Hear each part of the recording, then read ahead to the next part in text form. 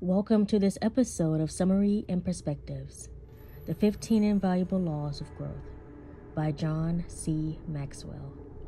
I am your host, Valora Rauchel. Chapter 1, The Law of Intentionality. Growth doesn't just happen. Life is now in session. Are you present? The author begins the chapter by reminiscing on a question he was once asked, a very simple but powerful question. Do you have a plan for your personal growth? He then answers the gentleman by listing all of these accolades he's achieved over the past few years, all of the goals he's reached, all of this and all of that. But then he realized he didn't answer the question. Sometimes when we have reached a level of success that we've desired, we come to a plateau and become stagnant. Now in this context, I do not mean stagnant as in not doing anything, but stagnant in the goals we set. Doing one thing to reach goal A, and then another and another. Just changing things up here or there, but always reinventing goal A. So when do you ever make plans to start on goal B?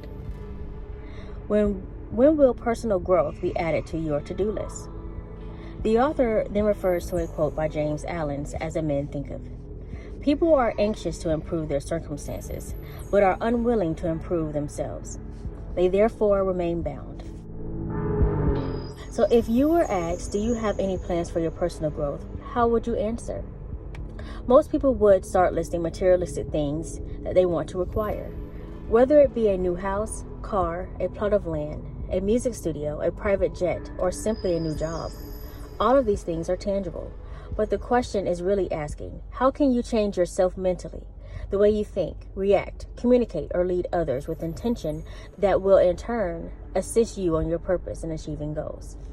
The author then goes on to talk about how we create gaps in our personal growth that prevents us from reaching our fullest potential and don't even realize we are doing it. The author lists 8 misconceptions about personal growth that can hold us back from being intentional. Number 1, the assumption gap. I assume that I will automatically grow. We see physical growth in nature around us 24/7, but it's not something that most of us just consciously just sit around and think about. For example, let's look at a tree. A tree is a living organism that, similar to humans, grows through several stages as it grows, reproduces, and then eventual death. So obviously we know that trees start out as a seed. As humans, we start out when a sperm from a male donor fertilizes an egg from a female. This eventually forms an embryo that will grow in the female uterus.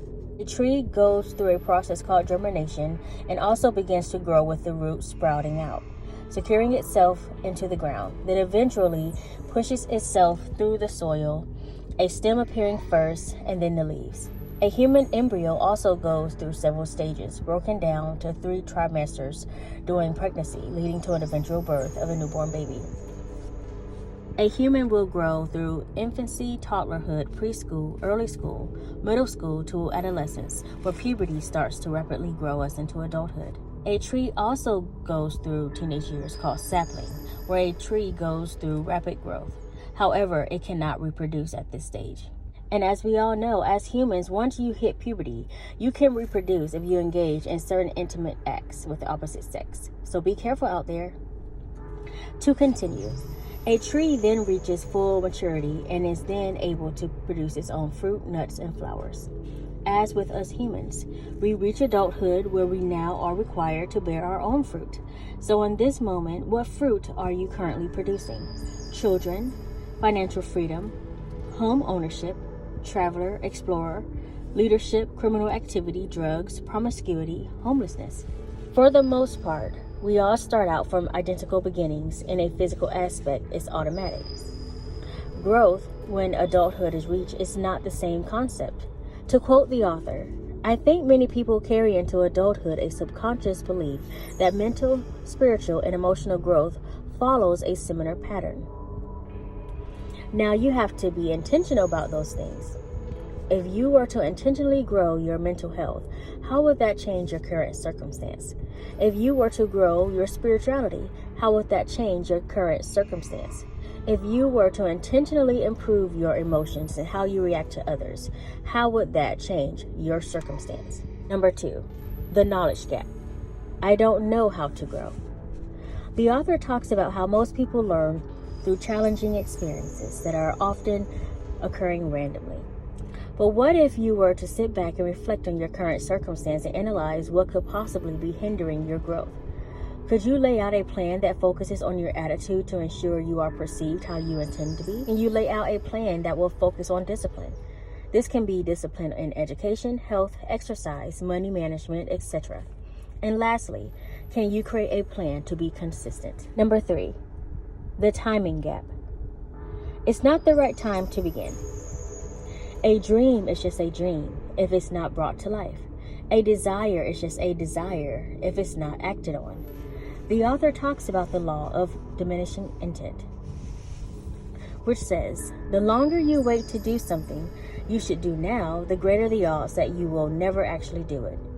Take me, for example. I'm a millennial. I've spent the last 15 years of my life in the healthcare industry. 2022 will make 10 years as a registered nurse. 5 of those years specialized in intensive critical care. I've seen how the culture has changed over the years and how it no longer satisfies me.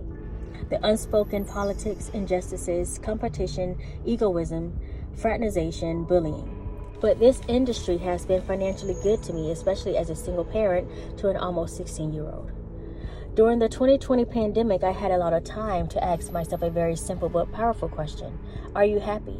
When I answered myself, a lot of unhappiness was coming from work. I did not feel fulfilled. I entered the healthcare industry in my early 20s, excited to be that ray of sunshine at my patient's bedside, and I continued that perspective throughout my career. My patients loved the nurturing and motherly nature I brought to them. They didn't know that once I left their bedside to chart or to tend to other patients that I was walking into chaotic energy. The truth is, I want a life where there is peace going 360 degrees around me at all times, with wiggle room for incidentals. I want to create a life where I am the boss of myself. I slowly started doing things that made me happy, reading more, learning, and creating. I started teaching myself how to make jewelry again, which is something I stopped in my childhood. Then I thought, could I live off this? Just sit in my room, share my creations, and teach others? That's what I'm working on now, with no expectations, because I know as long as I stay true to myself, I will succeed. So even if you don't feel ready, proceed anyway. Number 4, the mistake gap. I'm afraid of making mistakes. Our unconscious growth comes from mistakes we've made along the way. Growth blockages can also come from fear of making mistakes. Whatever you're trying to achieve, tell yourself that you may encounter mistakes along the way, but you will not fail. To quote the author, to become intentional about growing, expect to make mistakes every day and welcome them as a sign that you are moving in the right direction. Number 5, the perfection gap. I have to find the best way before I start. Oh, how I know this so well. I'm constantly battling myself when trying to make sure my creations are perfect before I share them with the world. Why can't we just start where we are? The gift and talent is already within. As you journey on the path, you will naturally get better, as long as that's what you want to do. Number 6, the inspiration gap. I don't feel like doing it. Motivation is not given to you and can kind of be considered to be a trap. If you never start, forego the motivation. When you act on starting that exercise routine, diet plan, artistic gift, business endeavor, motivation will then follow for you to continue. How many of us can lay in bed envisioning our heart's desires and how we want our life to be in the flesh? Hours upon hours wasted with billion-dollar ideas trapped in our mental space. At what point do you get out of your head and just do it? As the Nike catchphrase. Don't let what you don't currently have prevent you from acting on your desires. Those of us who come from humble beginnings are actually experts at this. I remember making omelets out of bologna, eggs, and government or American cheese. Or taking leftovers in the refrigerator and cooking a pot of rice, mixing it all together, and that's dinner. When jeans were getting too small, cutting them into shorts. When ketchup or dish detergent was getting low, adding some water. Now you've just given yourself a few more days until you got paid. Sneaking food into the movies when there was a $1 or $5 Tuesdays. I can go on. When you literally come from nothing, you are so creative and you don't even know it.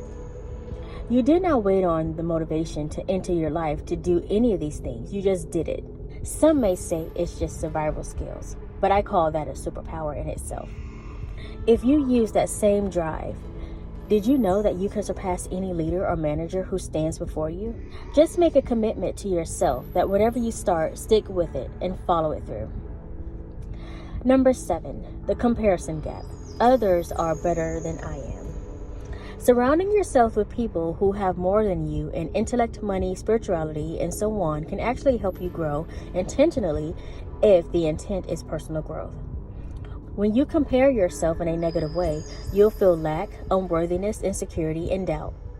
Purposely putting yourself in spaces outside of your comfort zone can be a great benefit to your growth. Number 8, the expectation gap. I thought it would be easier than this. The author talks about how people create their own luck by using this formula.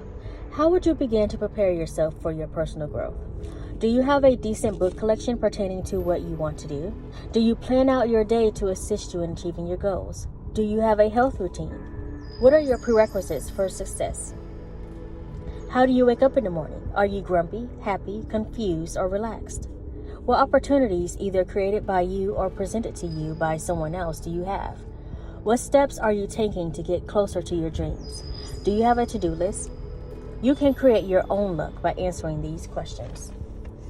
The author quotes Jim Rohn, "You cannot change your destination overnight, but you can change your direction overnight." Steps to making the transition to intentional growth.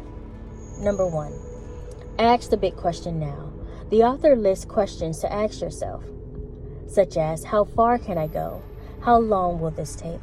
What's the farthest you can imagine going? Number 2, do it now. The author talks about having a sense of urgency. This is similar to saying, moving with purpose.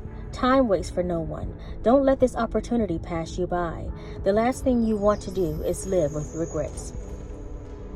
Number 3, face the fear factor. What fears could potentially be standing in your way? For most people, it's worrying about what others might think, especially if you're taking the road less traveled. Are you afraid of not being financially stable? What if you were fired tomorrow? That doesn't stop you from showing up to work every day with no plan B in place. Are you afraid of losing those close to you? Because it's very possible you have to sacrifice quality time with others to get to your destination.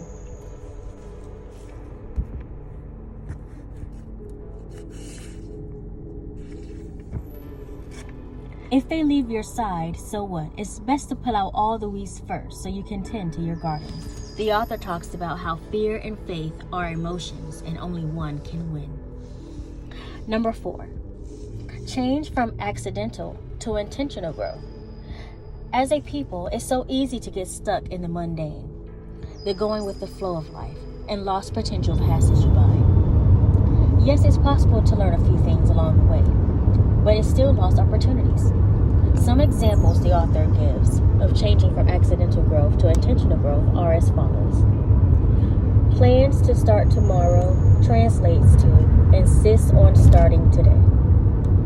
Quits early and often translates to perseveres long and hard. Think like a victim translates think like a learner. Growth isn't something that just happens. You have to chase it. Remember, to be intentional is a choice. End of chapter. Hopefully you have found some value in this video to assist you on your personal growth. Please be sure to check out the author John C. Maxwell and his own video rendition of the topics discussed. You can find the link in the description box below.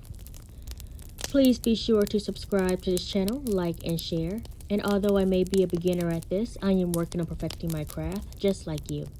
And until the next episode, stay true to yourself. Bye.